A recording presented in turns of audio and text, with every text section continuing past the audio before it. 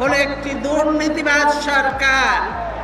ক্ষমতায় ছাড়তে চায় না কেন?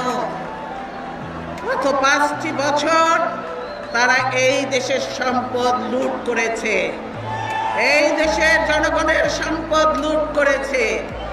আপনারা জানেন শেয়ার বাজারে এই গরিব মানুষের টাকাগুলো তারা কিভাবে লুট করেছে।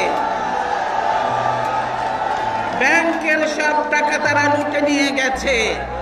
হলমার্ক, ডেস্টিনি, বিসমিল্লাহ গ্রুপ সহ নানাভাবে তারা জনগণের টাকা লুট করেছে।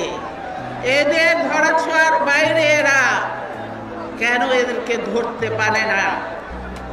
এরা অনেক উপরের মানুষ, তার জন্য পুলিশও সেখানে পৌঁছতে পারে না। আর অ্যান্টি কারাপশন কমিশন যে আছে তারাও তাদেরকে চোখে দেখে না। এই দুর্নীতিবাজ সরকারকে না সরালে এই দেশের কোনো উন্নতি হবে না, জনগণের কোনো কল্যাণ হবে না। সেজন্যই প্রয়োজন এই দুর্নীতিবাজ সরকারকে।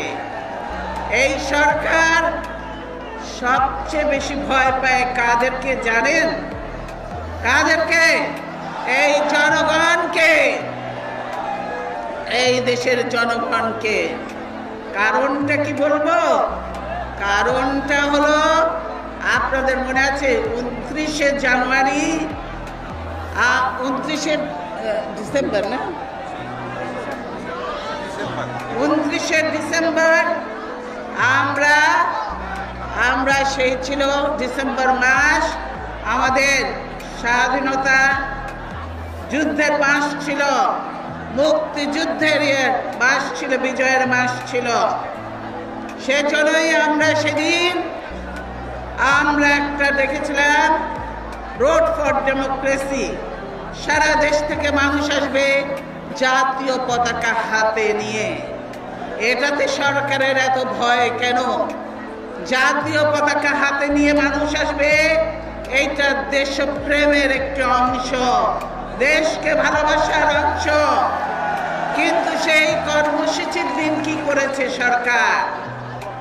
2 দিন আগে আমাকে বন্দি করেছে, গৃহবন্দী করেছে।